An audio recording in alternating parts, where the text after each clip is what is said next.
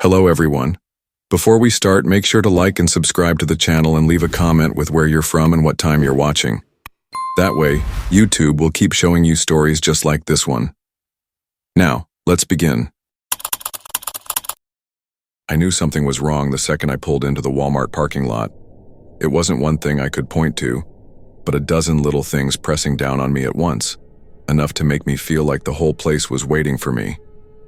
The lot.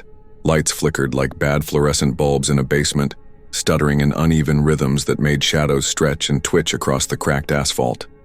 Shopping carts were scattered like bones, wheels turned at odd angles, as if abandoned mid-run. A group of teenagers lounged near the entrance laughing too loud, but there was no joy in it, just a hollow, mean edge that made the sound carry across the lot like metal scraping concrete. I hate Walmart. Always have. It's the smell, the lighting, the chaos inside that feels like no one's in control. But that night I didn't have a choice. My boss had dropped a bomb on me, an early morning team meeting I wasn't prepared for. Printer ink, notepads, coffee pods, 3 stupid items that now stood between me and unemployment. I had already been warned once the week before. One more misstep and I was done. So there I was. Thursday evening, bracing myself against the biting wind that cut straight through my jacket, trying to ignore the feeling that I should turn around and leave. My phone buzzed in my pocket, a reminder of the list I'd typed up hastily. I slipped it away, tightened my grip on my keys, and forced my feet toward the sliding doors. The entrance yawned open with a mechanical groan, spilling out a mix of smells that made me flinch.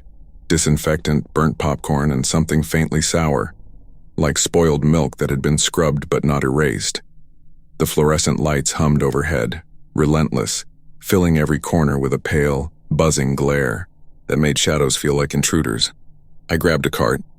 The handle was sticky, tacky enough that I had to wipe my hand on my jeans after touching it. People bustled around me, families with overflowing carts, a tired-looking mother dragging a toddler by the wrist, a couple arguing quietly in produce. The ordinariness of it all should have calmed me, but instead it made me feel worse, like I was out of step with everyone else. I started with the office supplies aisle, telling myself I'd be quick, just in and out, no wandering. I picked up a pack of notepads, turned to grab pens, and that's when it happened. The prickling sensation at the back of my neck, the one you only get when you know someone's watching. I lifted my head slowly, pretending to look at the shelves. And that's when I saw him, tall, bald, skin pale, marked with gray smudges and scars. His white tank top was stained, clinging to his ribs, and his jeans hung loose, shredded at the knees. He didn't move, didn't pretend to browse like everyone else. He just stood at the end of the aisle, body rigid, his bloodshot eyes locked on me with a stare so heavy it made my stomach twist. I gripped the cart harder, forcing myself to look away, my throat dry. Maybe he wasn't staring at me. Maybe I was being paranoid. But when I turned back, he was gone. Relief washed through me for all of 3 seconds. Because when I turned into the next aisle, there he was again.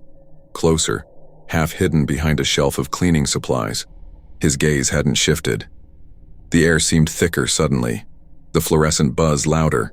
The space between me and him shrinking even though neither of us moved.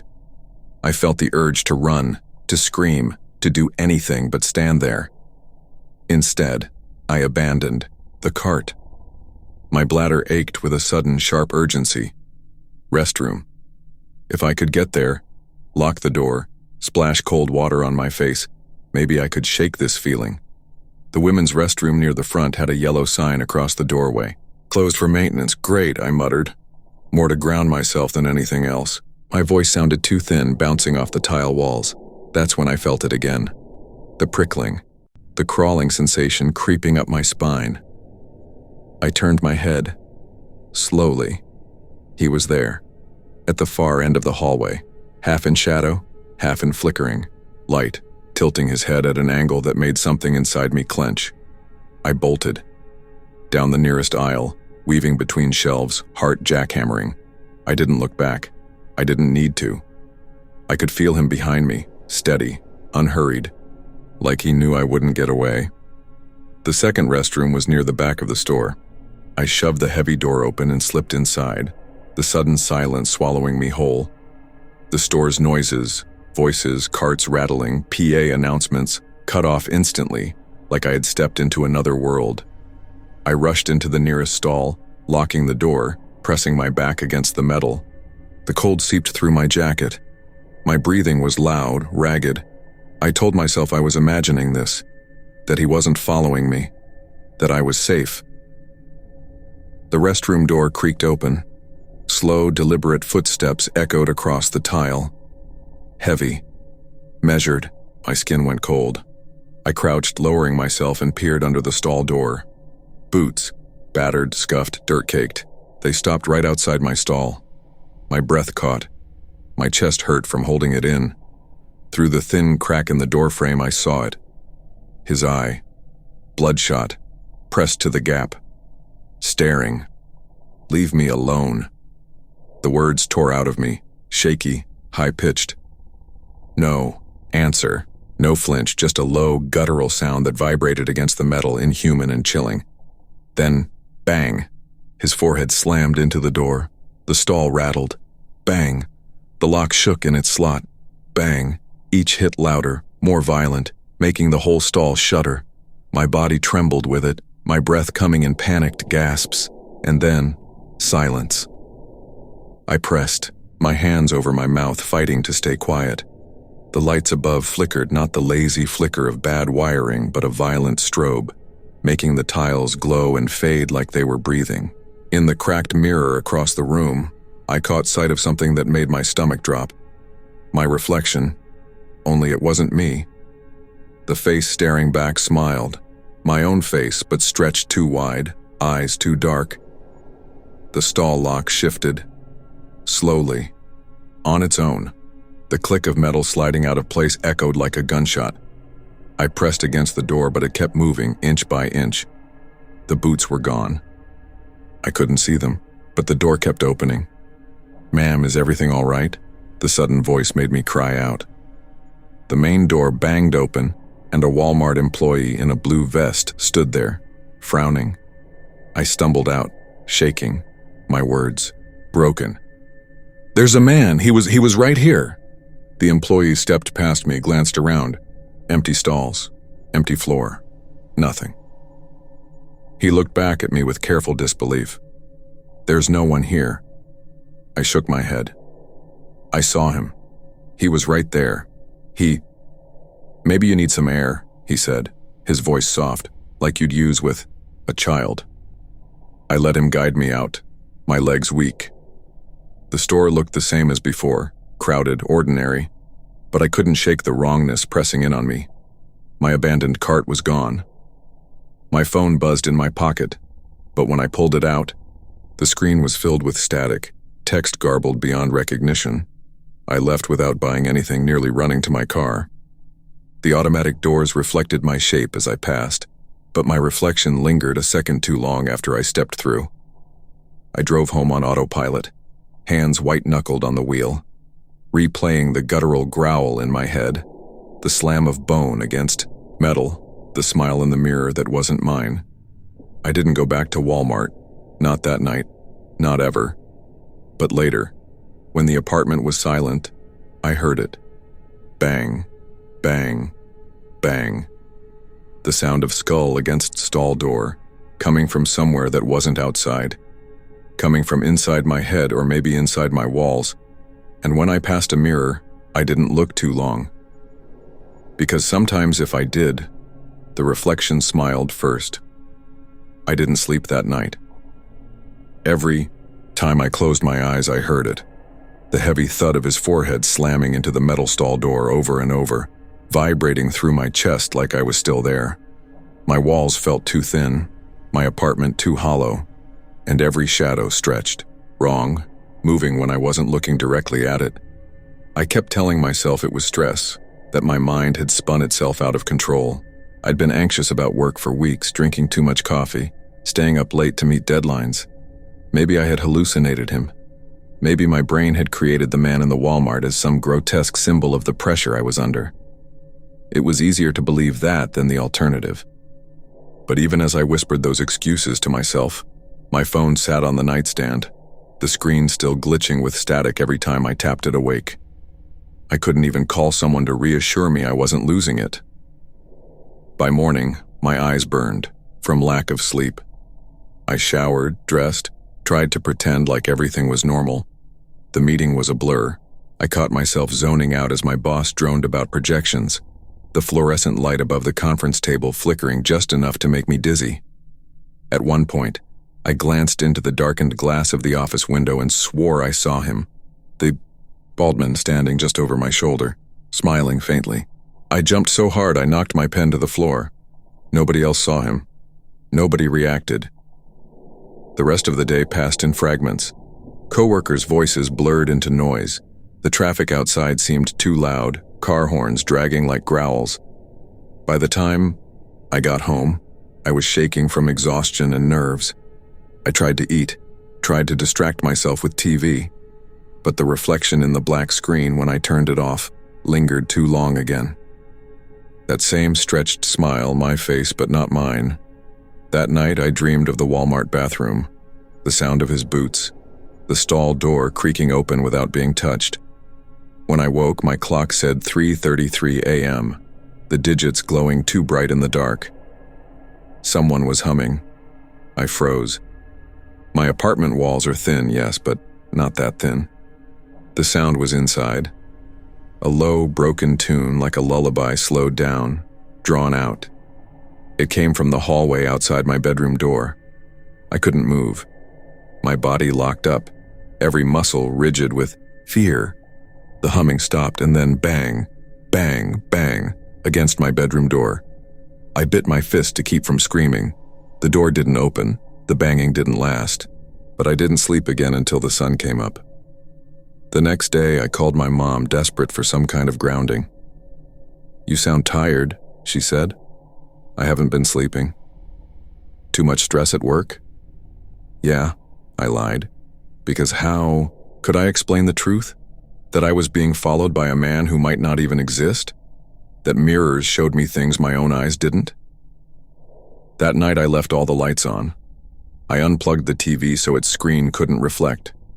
I hung towels, over the mirrors, anything to stop the wrong version of me from looking back. But the banging came anyway. First faint, then stronger, shaking the frame of my front door. My neighbors didn't react. No one came to check, just me, curled on the couch clutching my phone that still flickered static instead of dialing out. By the third night, my nerves were raw. I started to wonder if I was going insane, if maybe the stress had finally cracked something in my head. But if it was just in my mind, why did I wake up with bruises on my arms, shaped like fingers? I decided I had to prove it to myself, had to go back. The idea terrified me, but I couldn't keep living like this, jumping at shadows, hiding from mirrors. If I saw nothing at Walmart, maybe I could convince myself it had been a hallucination. Maybe I could reclaim my life. So I drove there, late, near closing. The lot was mostly empty, the flickering light still stuttering against the pavement. Inside, the hum of fluorescence was the same. People shopped, moved, spoke like nothing was wrong. I forced myself toward the back of the store, past the aisles, where I'd seen him standing. The office supplies, the cleaning products. My cart was gone, of course, but the memory of abandoning it lingered like a bruise. Finally, I stood outside the restroom door. My heart pounded so hard it made my vision blur. I told myself I'd just look inside, just prove it was empty. I pushed the door open. Silence swallowed me. The stalls lined up neat, empty. The mirrors were cracked, spiderwebbed across the glass, though I didn't remember that from before. The smell of rust hung faint in the air. I stepped closer, my shoes squeaking faintly on the tile. The lights flickered. Once, twice, and then in the mirror, not behind me, but inside the glass itself. I saw him. The bald man, pressed against the other side, bloodshot eyes fixed on mine, lips curling into a smile. I stumbled back, colliding with the stall door. The reflection didn't move. He didn't blink. He just watched. And then the humming began again. Low, broken, coming not from the air around me, but vibrating up through the floor, through my bones. The stall door behind me creaked. Slowly. I didn't wait. I bolted, running from the restroom, through the aisles, out the sliding doors. The cold night air hit me like a slap. I didn't stop until I was in my car, doors locked, chest heaving. I didn't go home that night. I drove aimlessly, ended, up at a 24-hour diner, sitting in a booth until sunrise, staring at the silver napkin holder. My own reflection in its curved surface grinned back at me, though my mouth was trembling. It hasn't stopped since. The reflections. The humming. The banging at 3:33 a.m. My phone still shows static when I try to call for help. My neighbors don't answer their doors. I don't know if I ever left that bathroom. Sometimes I wonder if I'm still there, if I never escaped, if the world I came back to is just another reflection, the wrong side of the glass. And every night, when I lie awake, I hear it. The sound that has become the only constant in my life. Bang, bang, bang, and I know, whether he's real or not, whether I'm insane or not, that he's not finished with me. Not yet.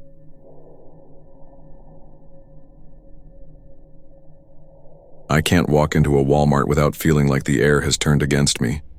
It's not a fear I can reason away. It's a pressure, a static weight that crawls beneath my skin the second the sliding doors open and the fluorescent light spills over me. Most people walk inside and see bargains, wide aisles, endless shelves stacked high with cheap necessities. I walk inside and feel watched. The smell of cardboard, rubber, and cleaning fluid hits the back of my throat, and my chest tightens as if I've inhaled something toxic. The sound of the intercom, those scripted, cheerful announcements, lands in my ear like whispers I'm not supposed to hear. It always takes me back to that night. The night everything changed. I was only 8 years old, small enough to still feel invisible in the shadow of adults, yet old enough to understand that the world wasn't always safe. My mom had taken my older sister and me to the Walmart in Crestwood, Kentucky, the kind of town where everyone thought nothing bad ever happened. It was late August, sticky hot, the sky fading into purples and oranges as we drove out past the empty fields. My mom had been working overtime that week, tired but still determined to keep our tradition alive, the back-to-school shopping trip. I remember bouncing in the back seat, barely able to contain my excitement over something as simple as a pair of shoes. Shoes meant the world to me then. Proof that I was growing. Proof that I could be different from last year's me. I had begged for sneakers that glowed or shined or stood out in some way. My mom had sighed, half joking that she'd think about it, but I knew if I behaved, she'd say yes. And she did. In the shoe aisle, under the buzzing lights, I found them, neon sneakers, bright as lightning bugs. My heart swelled. I slipped them on, and my reflection in the scratched floor, tiles looked like someone faster, braver, better. We drifted onward, my sister rattling off things about binders and pencils. I trailed behind, staring at my feet. One shoelace dangled loose, dragging along the floor. I stopped to tie it. "Mom, wait up," I called, but they didn't hear me. Their voices and footsteps carried farther down the aisle. When I bent down, to knot the laces, the air seemed to shift. Something changed, not a sound exactly, more like a hush falling over everything else. My fingers fumbled, and when I looked up, my mom and sister were gone. Not far, not out of the store, but gone in the way a dream slips when you wake too quickly. That's when I felt him. A hand landed on my shoulder, too heavy for comfort. The grip was firm, not like my mom's guiding hand or even a teacher's steady correction, but something colder, something with intent. I turned and the world narrowed.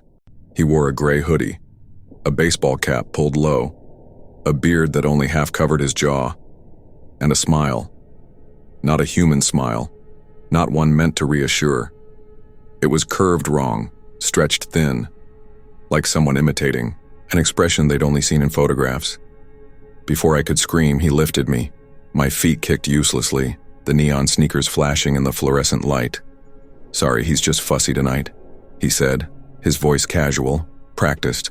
He carried me as though I were weightless. My fists pounded against his chest, but he didn't even blink. The world around us blurred. Shoppers with carts, shelves stacked with cereal, voices over the loudspeaker. None of them looked. None of them cared, I screamed, or I thought I did. The sound came out thin, strangled, eaten alive by the vast space of the store. No one turned. No one noticed. The closer we drew to the sliding doors, the colder the air seemed to grow. It wasn't just fear. It was something else. Something unnatural. A pulling, like the space beyond the glass wasn't the parking lot anymore, but a tunnel, leading into someplace dark, someplace without return. I fought harder. I bit down on his sleeve. He didn't react.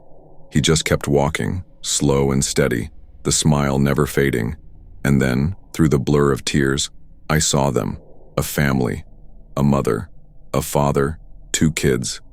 The mother's eyes caught mine. Confusion then, dawning horror. Her hand rose, her voice cutting sharp through the hum. "What's going on here?" The man faltered. His grip loosened. For the first time he seemed uncertain, as though the script he had been following no longer applied. I tore free. My legs hit the ground, running. The neon sneakers slapped against the tile, carrying me toward the family. The father moved instantly, blocking me with his body, his arm firm around my shoulders. Behind him, the man in the hoodie turned, but something flickered across his face, something not entirely human. His features seemed to twitch, like a mask slipping. And then he was gone, weaving through the aisles, vanishing before the sliding doors ever opened. By the time my mom found me, my sobs were already breaking through. I collapsed against her, choking out what had happened. She held me so tight I thought I'd break, whispering over and over, "You're okay, you're okay, you're okay." But I wasn't okay. I never would be. The police came, took statements, asked questions. I told them what I saw, but even at 8 years old, I could tell they didn't believe all of it. They believed the attempt. They believed the man existed, but not the way I described him. Not the way his smile had stretched. Not the way the air had felt wrong. Not the way he had walked with me like the exit was pulling us somewhere else, entirely. They wrote down words like possible abduction and suspect fled, but they didn't write down the part that kept me awake at night. That part lived only with me. As the days turned to weeks, I realized something chilling. I hadn't just been afraid of him. I had been afraid of the store itself. The aisles no longer felt safe. The shelves seemed taller, darker, corners stretching longer than they should. Sometimes, even at home, I'd hear the hum of those fluorescent lights buzzing in my ears. Sometimes I'd wake up convinced I could smell that Walmart air, dust, bleach, something faintly metallic. Years passed. I grew up. But the shadow of that night grew with me. Every Walmart I stepped into afterward carried the same tension, the same static charge. I'd walk past a mirror in the clothing section and see a flicker of gray in the reflection. Gone. When I turned, I'd catch a voice over the intercom, and for half a second I'd swear it wasn't English or that it was speaking directly to me. The older I got, the harder it became to tell where the memory ended and the haunting began. Because sometimes in the frozen food aisle or standing at self-checkout, I swear I feel it again, the hand. Heavy. Cold. Sometimes I smell his sleeve, the faint, sour odor of damp fabric. Sometimes I hear him, just behind me, breathing. And sometimes, God, sometimes, I see the smile, reflected faintly in the glass of the freezer door, stretched wrong, waiting. Maybe it's all in my head. Maybe that night carved a wound so deep I've been bleeding fear ever since. Or maybe what I felt wasn't just a man at all. Maybe he wasn't trying to take me out of the store, but into something else. Somewhere past the sliding doors where no one returns. All I know is this. When I walk into Walmart, I still look over my shoulder. Every single time. And sometimes, when the hum of the lights grows too loud, when the air turns too heavy, I wonder, did I really escape that night?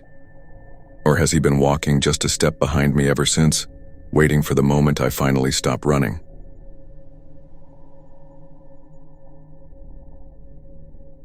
I felt it the moment I stepped through the automatic doors. a prickle at the base of my skull, a tug in the pit of my stomach that I couldn't shake. Walmart should have felt ordinary, safe, fluorescent light bouncing off linoleum, the stale tang of popcorn and bleach in the air. But that day it felt wrong, like I'd crossed an invisible threshold I couldn't undo. My hand instinctively rested on my stomach, rubbing tiny circles over the life inside me. 8 months pregnant and exhausted, I told myself it was just hormones, that everything was fine, but nothing about this store felt fine. The aisles stretched endlessly, ordinary in appearance but suffused with a heaviness I couldn't place.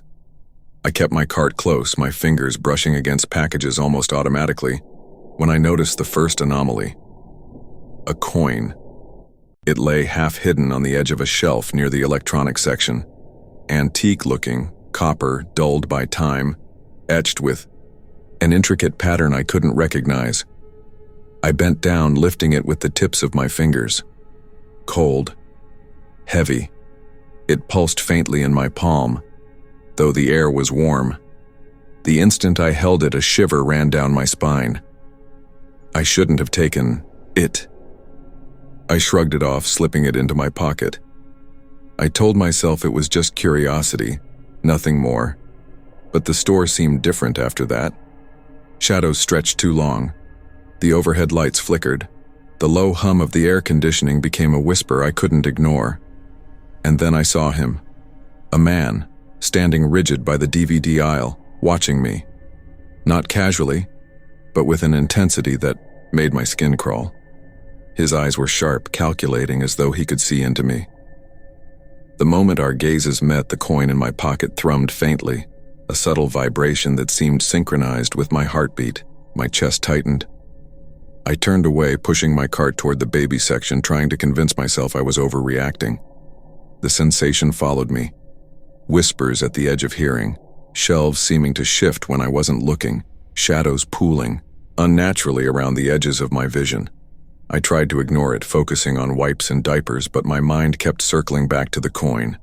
It was small, insignificant maybe, but I knew instinctively it wasn't ordinary. Then the first bang came. A loud echoing crack from the back of the store. My body froze, and then another, and another. The unmistakable sound of glass shattering followed by screams. I gripped the cart, panic clawing at my chest. People were running, shoving, screaming. But in the chaos, I wasn't just afraid of the gunfire. I was afraid of him. The man in the DVD aisle had vanished, or maybe he had always been somewhere closer than I realized. My pulse raced. The coin seemed to burn in my pocket, a faint hum now rising into a higher, almost unbearable pitch. The air thickened, pressing down, turning every breath into labor. A woman appeared beside me, clutching her child. "We need to get out," she cried. Her voice trembled. I nodded, stumbling after her, but the aisles twisted into a labyrinth, each turn offering no escape. Shadows gathered at the edges of vision, and faint faces appeared in them. Shoppers long dead, employees who had vanished years ago. Their mouths opened in silent screams, eyes hollow, accusing. I reached the automatic doors, the night air cold and sharp against my overheated skin. But safety didn't come. In the parking lot, headlights flickered, too many of them, forming an unnatural pattern that made my chest tighten. A black SUV pulled up slowly. The man in the hoodie stepped out, but he was not alone. 2 others trailed him, all moving with an unnatural coordination like dancers performing a ritual. "You shouldn't have taken it," the man in the hoodie said, his voice low, reverberating unnervingly. He gestured toward the coin in my pocket. "Give it back." I froze. "I don't know what you mean," I whispered. The coin pulsed again, warm now, almost alive. The SUV doors slammed shut, tires screeching as the engine roared. Panic surged, a wild instinct to run taking over. I ran toward my car, ignoring the pain in my back, the way my legs threatened to buckle under me. The SUV followed, relentless. But then I saw it, the glimmering light from the coin, faintly illuminating shapes. That didn't belong. Ghostly shoppers, spectral employees, A man pressed against a display case, mouthing words I couldn't hear. I stumbled, almost dropping the coin, and when my hand touched it again, a vision engulfed me. The store in another era, decades past. I saw the same layout, the same fluorescent lights, only dirtier, older. And there, in the center aisle, a group of people in long robes, faces obscured, chanting. At the center, an elderly man held a coin, my coin, above a crib, murmuring words I couldn't understand. My stomach tightened painfully. The vision dissolved, leaving the hum of the coin still in my pocket. Mark's voice broke through my panic. "Where are you? Are you safe?" I swallowed, voice trembling.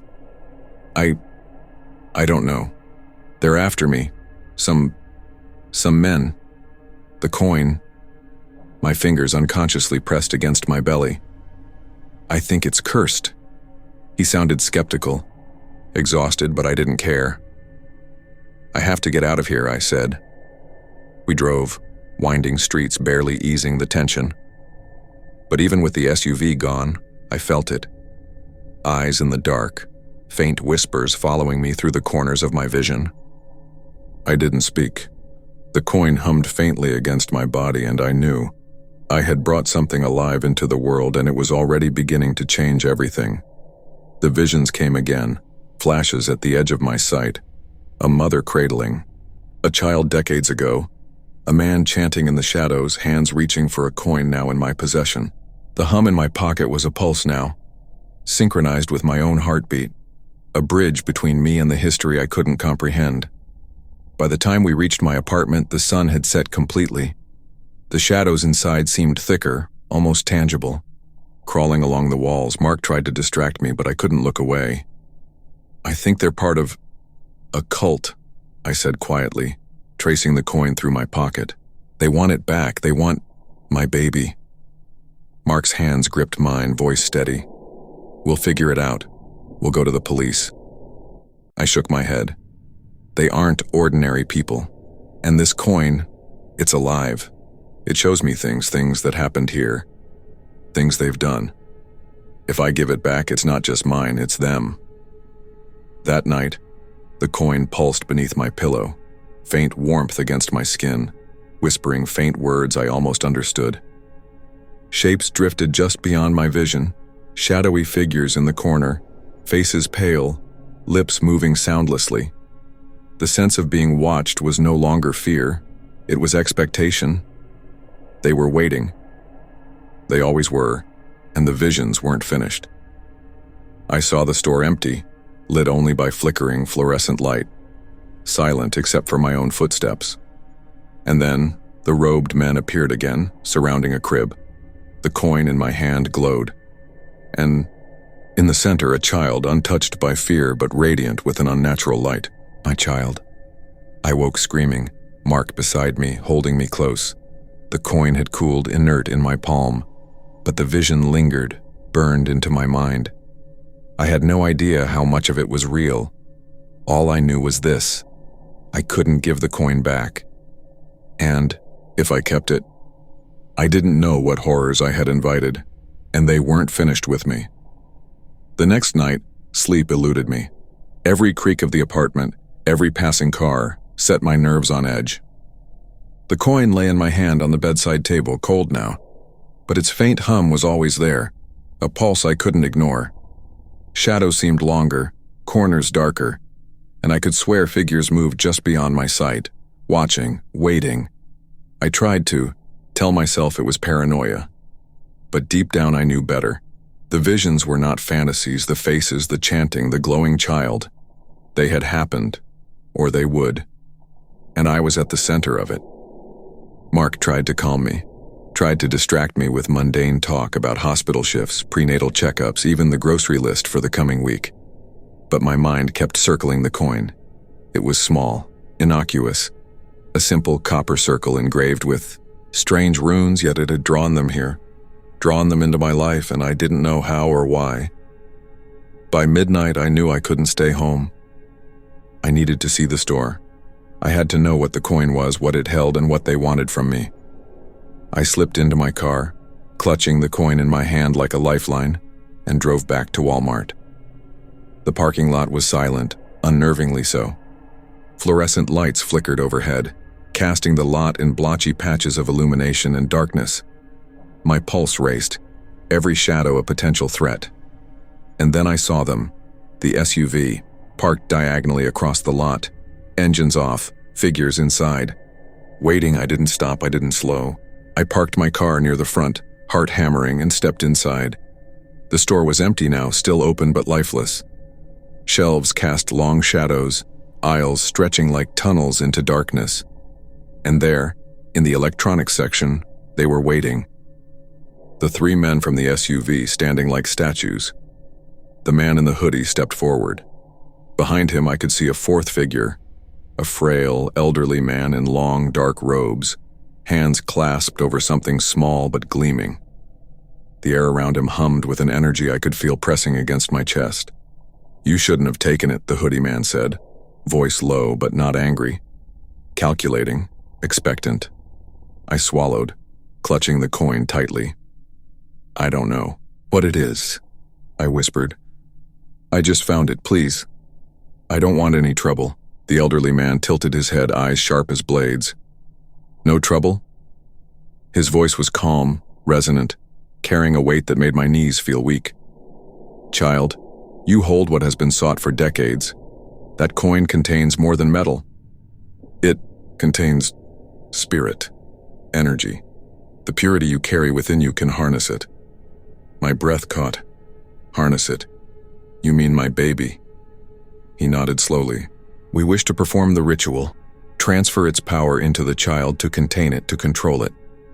You are the only vessel who can sustain it, and you are unwilling. That is why you run." I stumbled backward, the coin pulsing in my pocket, warmth now spreading like liquid fire into my palm. Whispers rose around me, faint at first, then louder, echoes of the store's history, employees long dead, shoppers lost to tragedy, all converging into a cacophony of silent screams. Spectral forms drifted through the aisles, faces pale and hollow, mouths moving soundlessly. They were warning me. Or maybe laughing. I couldn't tell. "I will not let you touch my baby," I said, voice firmer than I felt. The elderly man's eyes glinted, and the temperature in the store seemed to drop. "You misunderstand, child," he said softly. "We do not wish to harm. We wish to protect. From the coin itself, from what it holds. You cannot control it. But your baby." His hand lifted slightly and I could see the runes on the coin reflected in his gaze. "Your child can." The coin in my hand pulsed violently now, throbbing like a heartbeat. Shadows swirled around it, and I saw them. Glimpses of other children, other vessels long gone, their energy absorbed into the artifact. I realized with a cold surge of horror that this was no longer just about me. The coin, the cult, the ritual, they were all connected to something older. Something alive. The hoodie man stepped closer. "Give it to us. You do not understand the danger. The visions, you've seen them. They are not dreams. The coin calls. It is hungry. And it is drawn to your child." I shook my head, clutching the coin tighter. "I don't care. I won't let you.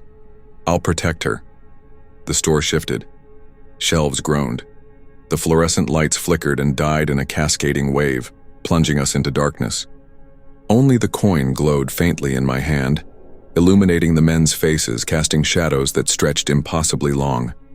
The spectral figures coalesced around us, their mouths moving, some screaming, some whispering in a language I almost understood. Almost. Then the elderly man stepped forward, raising a hand. Words, low and resonant, dripped from his lips like slow-moving smoke. The air shimmered around him. A circle of faint light emerged on the floor, symbols forming, glowing softly. I felt the coin pulling toward the circle, its warmth spreading, trying to wrench itself from my grasp. I turned to run, but the store seemed alive now. Aisles bending, shelves elongating, the ghosts pressing closer, guiding and warning me all at once. I stumbled over a fallen display, scraping my palms and knees, but I didn't stop. I reached the exit and burst into the night air. The coin was still in my hand, thrumming violently, and the shadows of the store seemed to stretch behind me, twisting impossibly, reaching. I didn't stop until my car, parked a block away, came into view. I jumped inside, clutching the steering wheel, the coin against my stomach. The hum had subsided slightly, but the visions remained. Shadows lingered at the edge of my vision. Figures from the store, the ritual, the chanting. They followed. Didn't go home. I didn't sleep. I drove until the first pale light of dawn, until I could reach the hospital where my baby would be delivered. I kept the coin hidden, pressed into my pocket beneath my clothes, against my body. When she was born, I held her in my arms, exhausted, trembling. Tiny hands, perfect features, her eyes closed against the world. And then, I noticed it. A faint glow in her irises, so slight I thought I imagined it at first. But it was real, and I knew. Part of the coin's power had passed into her. I whispered over and over, "I will protect you, I will keep you safe no matter what." But I also knew the truth. I was trapped. The cult had not vanished. They were waiting, patient as shadows. The coin, the visions, the lingering spirits, they were a permanent presence now. I could not give up the artifact, not for her safety, not for mine. And I could not ignore what I had seen. The hospital room was quiet except for her soft breathing and the faint, unnatural glow in her eyes. I touched her tiny hand, feeling the warmth, feeling the pulse of the coin through her mother's body. The visions flickered at the edge of my mind. The ghosts of the store, the chanting figures, the elderly man watching, always watching, and I understood with a clarity that left my chest tight and my stomach cold. This is only the beginning. Whatever, I had unleashed whatever had passed into her, the cult would not rest, and neither would the coin. The shadows had followed me home, and now they were watching her. I kissed her forehead, whispering into the quiet, "We will survive this. We have to." But even as I spoke, I saw it. A flicker of movement in the corner of the room, indistinct, a shadow that lingered just beyond the lamplight. Waiting, patient, hungry. And I knew, with a certainty that chilled me to my core, that some part of the coin's power was already awake inside her, and that the world I had once known was gone forever. They would come for her, and soon.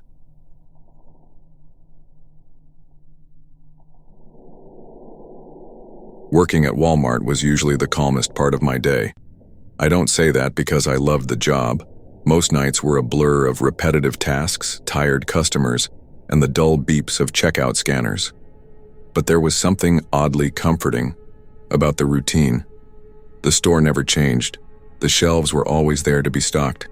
The hum of fluorescent lights overhead was constant, almost hypnotic. Outside of work, my life felt unstable. Bills piled up faster than I could pay them. My apartment, a cheap one-bedroom just behind the store, was little more than a place to sleep between shifts. Relationships came and went. Family was distant in every sense of the word. But Walmart, it was steady, predictable. The best part was that my commute was nothing. I could leave my apartment, cross the cracked blacktop of the employee lot, step over a sleepy side street, and be home in 5 minutes flat. I usually entered and exited through the back entrance near the loading dock. It was convenient and almost always quiet, away from the chaos of the main entrance. That routine had become a kind of ritual, one of the few constants in my life. But the thing about routines is how fragile they really are. One evening, heading in for my shift, I noticed something different. The loading dock lot was almost always empty, except for delivery trucks or the occasional employee car that had overflowed from the main lot. But that night, a dark brown van was parked near the dumpsters. Not just parked, but positioned wrong, too close to the trash bins, angled like it had been shoved there without care. I slowed as I crossed the lot, frowning. It wasn't unusual to see cars back there, but something about this one unsettled me. The windows were tinted darker than usual, almost opaque. The paint was dull, chipped, like it had seen better days. I told myself it was nothing. Someone's clunker, maybe. A temp worker, a night stalker who didn't want to park far. Still, my stomach twisted as I walked past. I forced myself not to look back. Inside, the store was its usual blur of voices, carts, and stale air conditioning. The hours ticked by in their predictable rhythm, scanning, stalking, answering half-hearted. Customer questions. By the time my shift ended, exhaustion pressed down on me like a heavy blanket. I just wanted a hot shower in bed. But when I walked toward the back entrance, that twisting feeling returned. The lot outside was quiet, lit by buzzing sodium lights. I glanced toward the dumpsters. The van was still there. Same angle, same wrongness. About it, had it really been sitting there all night?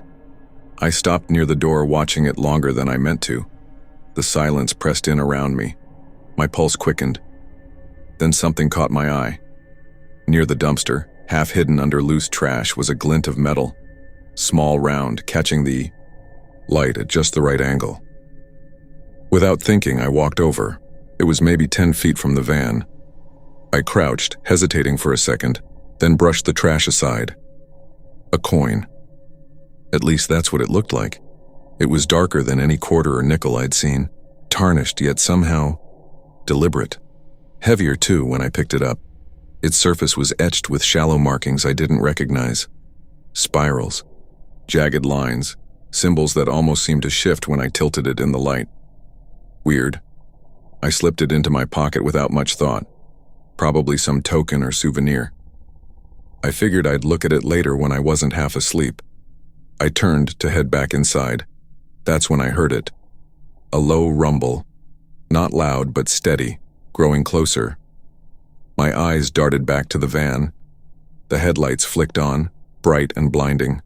My breath hitched. The engine roared to life, though I swore I hadn't heard anyone climb in. The van rolled forward, slow, deliberate, its tires crunching over gravel. It stopped just feet from me, headlights glaring like twin suns.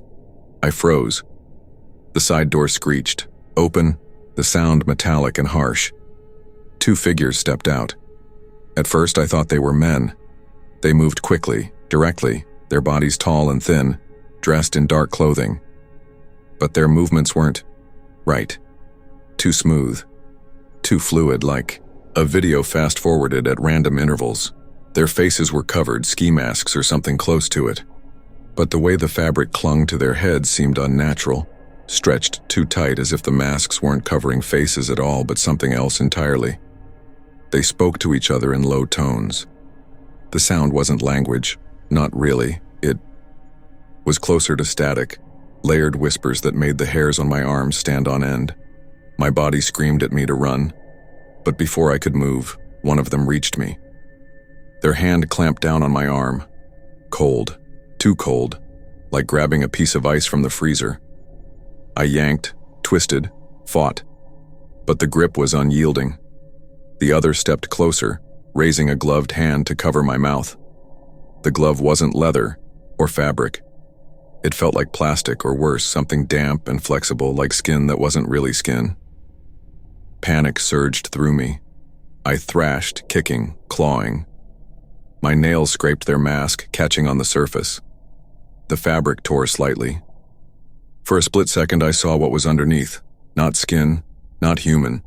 Dark, shifting texture like oil underwater. A surface that writhed and shimmered. The thing recoiled, and I broke free just long enough to stagger back. The van loomed behind them, its engine growling, its open door pulsing faintly with light, like it was alive. Its interior didn't look right either. Not seats, not walls. Just an endless blackness that seemed to stretch deeper than the van's body could contain. My mind screamed, "Don't let them take you in there." I turned and bolted. Their footsteps echoed behind me, unnaturally. Fast, slapping the pavement in bursts rather than a rhythm. Objects in the lot seemed to twitch as I passed. Trash bins shuddering, pallets creaking, shadows stretching like reaching arms. I sprinted for the back entrance, lungs tearing, legs burning. The door was just ahead. Behind me I heard the screech of the van's door slamming shut on its own. A sound like laughter or maybe screaming echoed in the lot. I slammed into the door, shoved it open, and stumbled inside. The hallway was empty, cold, fluorescent lit. Normal. I collapsed against the wall, gasping, my heart battering my chest. The coin.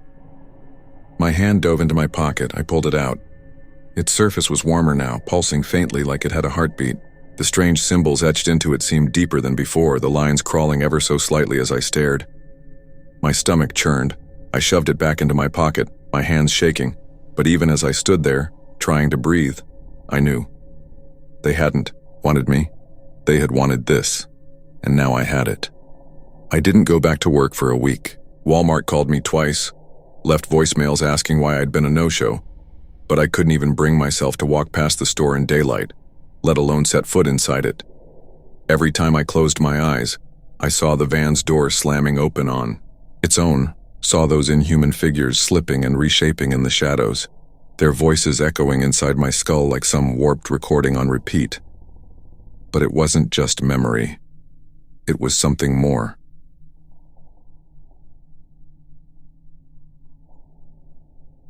Several months after that terrifying incident with the van, I found myself back at Walmart. This time, though, I wasn't there for work. I was just picking up some groceries and hair dye, hoping to relax and treat myself over the weekend. I parked my car under the same dimly lit streetlight in the middle of the lot, and as I stepped out, a strange chill ran through me. I brushed it off. The experience from months ago had left me understandably on edge, but I reassured myself. Tonight was just a normal shopping trip. The store was quiet with only a few people wandering the aisles.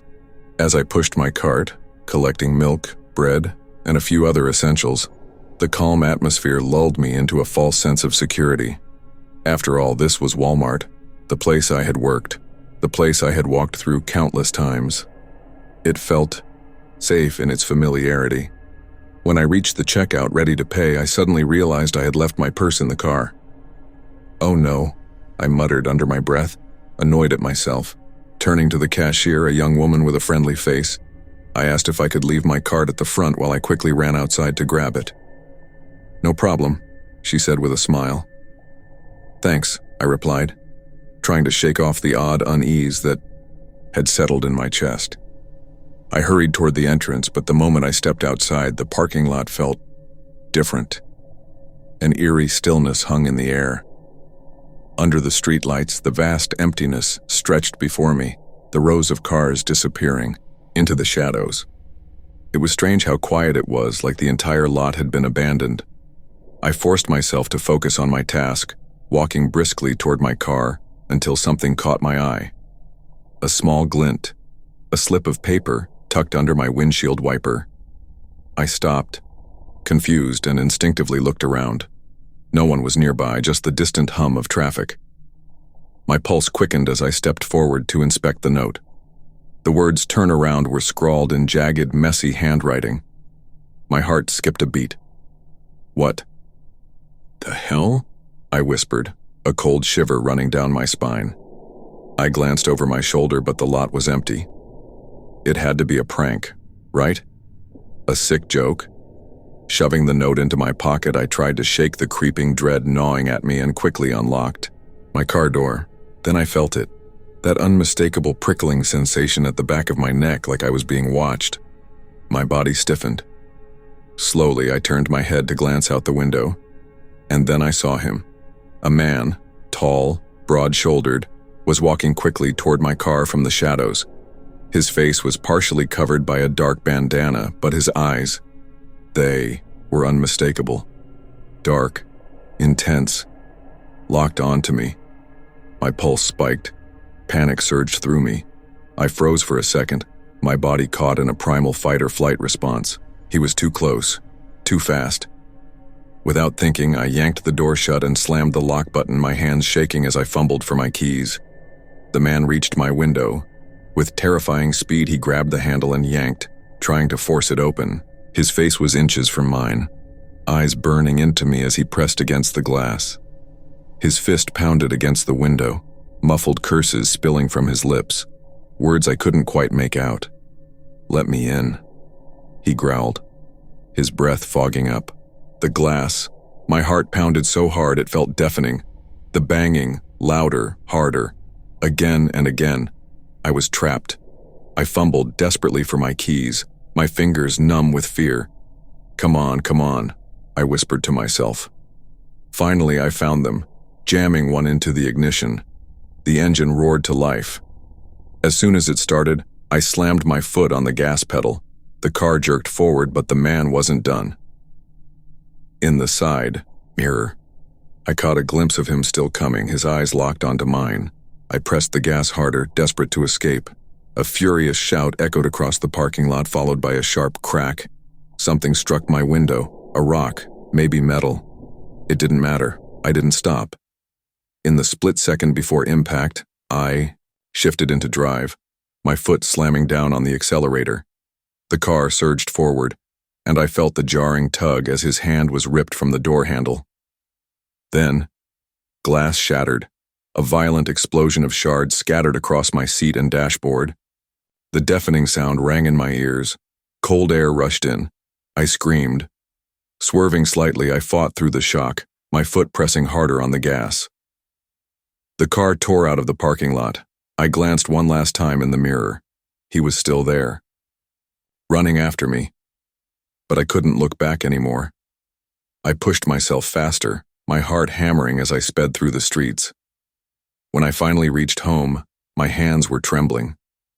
My breath came in short, ragged gasps. I parked in the driveway and only then realized my fingers were clenched around something. The note. With shaking hands, I unfolded the crumpled paper. 2 words stared back at me. Turn around. A chill ran down my spine, colder than the night air. This hadn't just been a warning. It was a trap. A deliberate lure to get me out of my car, to make me vulnerable. I rushed inside, slamming the door behind me. Locked it. Double-checked every window, every door. I stood in the middle of my living room, the silence of my home suddenly suffocating. The next morning, I returned to Walmart. With my husband. I had to report what had happened. But more than anything, I just needed to know I wasn't alone. Every step into that parking lot brought flashes of his eyes, the way they locked onto mine, the sound of the glass shattering, the echo of his fist pounding against my window. Inside, the manager listened, intently, his eyes wide with shock as I recounted everything. We'll check the footage, he promised, and we'll make sure our staff stays vigilant. This won't happen again. But his words only offered so much comfort. The truth was, nothing could erase the terror of that night. Weeks later, the feeling still lingered. Every time I passed that lot, a part of me tensed, instinctively glancing over my shoulder, scanning my surroundings. No matter how much time passed, I couldn't shake the paranoia, and that simple piece of paper, that harmless-looking note, kept me awake at night. It made me wonder how many others had fallen for the same trap. One thing became certain from that day forward: I would never ignore a gut feeling again. I had been working at Walmart for a few months when I first noticed Mark. He wasn't someone who blended into the background. No, he stood out, but not in an obvious way. There was something about him that made you uneasy, even if you couldn't quite explain why. Quiet, always lingering just on the edges of conversations. His eyes never fully meeting yours, yet always watching, always waiting. At first I brushed it off. Some people are just a little odd, right? But then a week later he started offering me rides home. Need a lift? He'd ask after every shift, his voice too casual, too smooth. His offer felt almost rehearsed, too eager. I always said, no, but that didn't stop him from asking again and again. It's no trouble, he'd repeat like a line he couldn't let go of. I told myself I was overthinking it. After all, he had never done anything to cross a line, never pressured me, never pushed too hard. But that look in his eyes, the way he always lingered just a second too long, it was starting to wear on me. Then one evening my car broke down. I didn't know what to do. I had to leave it at the shop and my usual ride couldn't make it. I had no choice but to ask for help. And of course Mark was there, like some twisted stroke of fate. We live near each other anyway, he said, smiling just a little too wide. Hesitated. I should have said no, but I was exhausted. I just wanted to get home. Thanks, I said, forcing a small smile. I'll even buy you dinner. My treat. His car was an old, beaten-up Honda, the kind that had seen better days at least a decade ago. Dents, scratches, like it had been through more than a few accidents. Told myself it was just a car, but the moment I got in, I noticed something strange. The passenger door had no handle. Why's it missing? I asked, my stomach twisting in unease. It came like that, Mark replied with a shrug, his eyes darting away. Just use the window crank. His deflection felt off, too dismissive. I forced a laugh, trying to push aside the discomfort gnawing at me. Rolling the window up, I ignored the icy feeling creeping down my spine. It's nothing, I told myself. Just a ride. Just a guy trying to be nice, nothing more. But then, as we pulled out of the parking lot, I noticed his hands gripping the steering wheel so tightly his knuckles turned white. The car jerked roughly as he shifted gears, his focus locked on the road, too stiff, too tense. Trying to ease the awkwardness, I made small talk. I told him about the diner down the street, the one where I planned to buy him dinner. He didn't respond. He didn't even acknowledge me. It was like I wasn't there at all. The air in the car grew thick, suffocating. Then, without warning, he swerved slightly to the right. Not enough to go off the road, but just enough to make my heart slam into my ribs. Everything okay? I asked, my voice tight, shaking.